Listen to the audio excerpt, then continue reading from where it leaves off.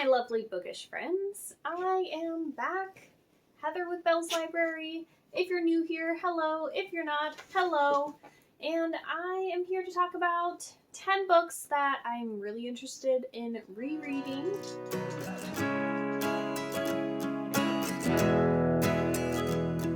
So for me, I have a couple reasons that I will reread a book. One is that it's just like a really sweet comfort read that just makes me smile. And so when I just kind of want something to read that's just familiar and warm and happy, I will reach for these specific books. The other reason that sometimes I want to pick up a reread is because it's a book. This is often like a fantasy book or sci-fi that just has so much information in it that I feel like going back and rereading it is going to give me like a whole new experience, and I'm going to notice things more, and I'm going to be able to immerse myself in the world more and be able to connect to everything more than I could the first time through when I'm still trying to like put everything together and figure it out. So I feel like those rereads are like a whole different experience, and they add to reading the next books in the series, if it's a series, and they just add to that love of the book. So I figured we could talk about 10 books that I want to reread in the near future. Really, Timmy? You're gonna eat right now? So my dog decided to take this moment to eat while I'm filming, so excuse the background noise. But let's go ahead and get started. I think we're gonna start with a few of the happy books that I just want to cozy up into. And one of those is Love in Other Words by Christina Lauren. I would love to reread this book. I just thought it was so sweet and wonderful, and I just love a second chance romance. So we have two timelines in this book. We are following Macy and Elliot when they are teenagers, as well as 11 years later, I believe it is, when they are older adults. They're like in their late 20s. And basically, Macy ends up getting a summer home with her dad that is next to where Elliot lives, and they become best friends and really connect. And you're seeing like 4 years of their teenage years until senior year in high school.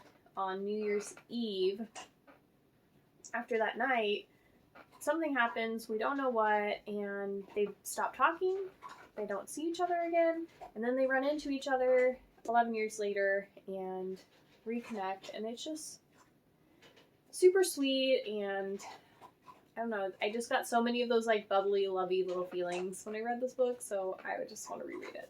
I also have The Hating Game by Sally Thorne, and I really enjoyed the banter in this between our two main characters, Lucy and Joshua, and I just want to go back and just read about them and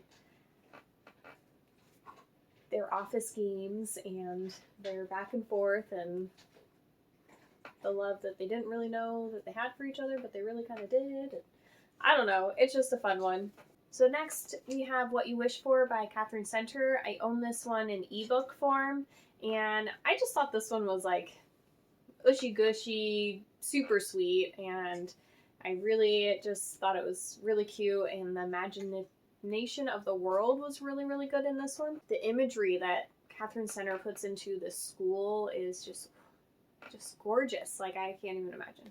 We have a little bit of opposites attract, some unrequited love in this one, and we are basically following the librarian. I can't remember her name right now. It's like on the tip of my tongue.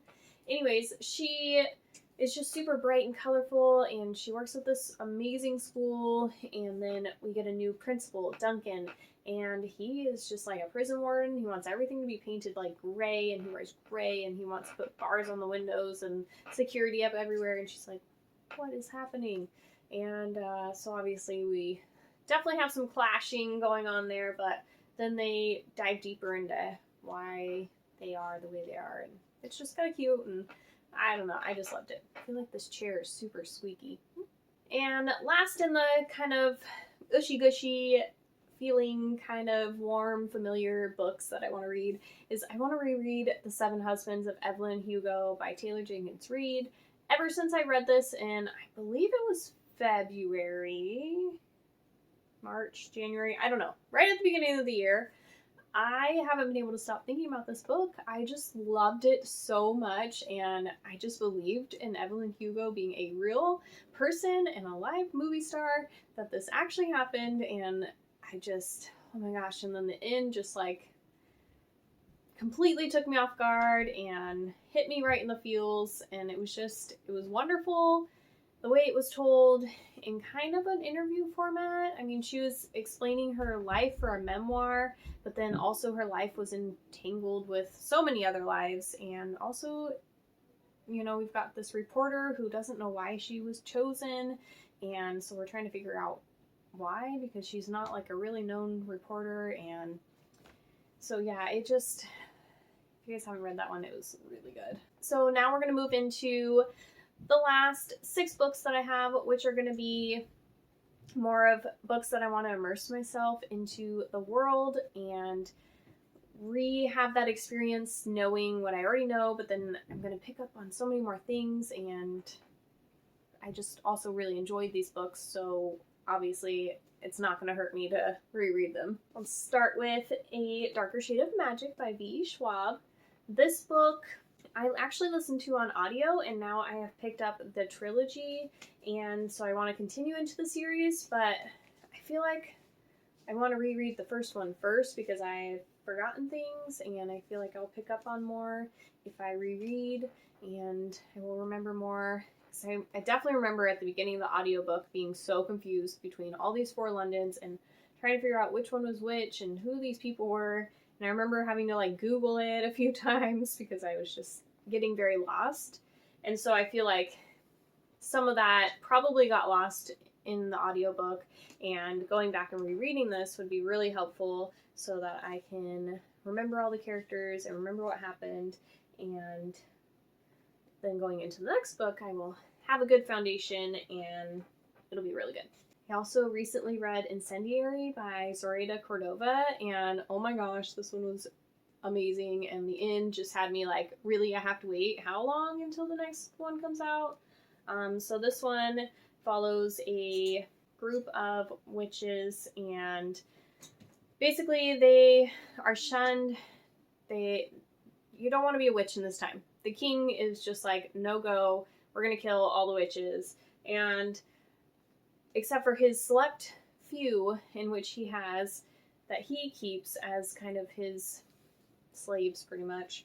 And so we follow Renata, and she was one of those when she was a kid, and she was kidnapped from her parents basically and raised in the palace, and then she ends up getting taken by the rebellion, and when she's like 11, 12, something like that, and now she has to go back after seeing what the king's really doing, and she has to go back when she's like 18 and re-infiltrate the castle and figure things out and kind of help the rebellion. And I don't know, it was just really good. I'm rambling, but I definitely want to go back, and there's so many really good characters in this book that I really want to learn from and see the perspective from what I know what they are now at the end. And I don't know, that's not really gonna make sense, but it's a good one. I also would love to read An Ember in the Ashes. I am currently in the middle of A Torch Against the Night, which is the second book in this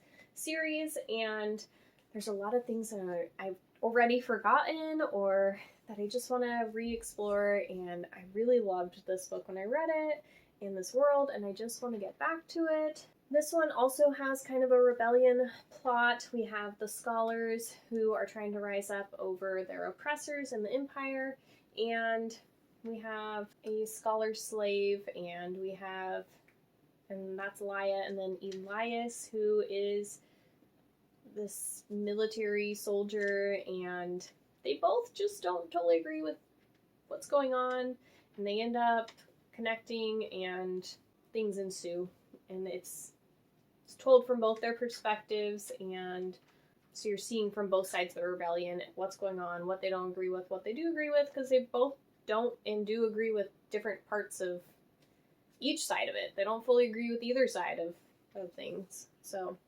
it's very interesting, and there's some trials going on that Elias has to go through because he is trying to become emperor, and very good reading if you haven't read it. He also just recently finished The Night Circus, and as soon as I finished it, I just wanted to go back and reread it. We follow so many different point of views in this book, and in the beginning I was like, wait, who's this? Wait, who's this? And I just kind of kept going because I knew eventually it would all come together, but now that I know who all these people are, I would love to go back and just re-look at this and reimagine what's actually going on behind the scenes in all of these, and just the world is so fun in this story, and I just would love to get back to it. But The Night Circus is basically about the circus that pops up and nobody ever knows when it's coming, and there's also a secret competition going between these two illusionists, and they don't know who they are at the beginning, and they each are creating these different acts and stuff for the circus in a competition to see who will win. And eventually they do figure out who's who, and it tells you that in the synopsis, so no surprises there that I'm telling you. But it is really good. So I also would really like to get back into Serpent and Dove. This was a really good, fun, witchy type book, and the sequel's coming out next month, Blood and Honey, so it'd be fun to reread this one before reading that one, but I'd be happy to just read that one too, so we'll see. This one follows Reid, who is a witch who has left her coven, and now she tries to live without magic. And then also we follow Reid, who's a chasseur, and his life mission is basically to kill witches, and so they are on obviously completely different sides of life, and they end up having to get married because of, a weird trick. And yeah, that's all I'm going to tell you. So this one I really enjoyed where this took us, and all the gray in-betweens, like, they are obviously very much on different sides of a issue, but then they get married, so they got to figure it out from there. And so yeah, there's definitely a lot of gray in this book. And I just have one more book on this list, and I really want to go back and read Anna Dressed in Blood. I really liked this horror book, and I just want to go back and explore the world a little bit more, and I just thought it was a really fun read and kind of freaked me out a little bit, and I just feel like there's pieces of the ending that are forgotten on me, and I just want to go back and reread them, and then hopefully get to Girl of Nightmares, which is the second book in the series. And this one gives me super big Supernatural vibes, the TV show, because we basically got this guy who hunts down ghosts that are harming people and tries to get rid of them, and that's kind of where the story goes, is he ends up going after the girl dressed in blood, or Anna Dressed in Blood, sorry. Yeah, that's basically the premise of that story. So yes, those are the 10 books that I would like to reread soon when I can get to it, amongst my other millions of piles of TBR that, I have going on. But if you guys have read these, or you're interested, or you've thought about rereading them, let me know down below, and I hope you guys are having a really good day.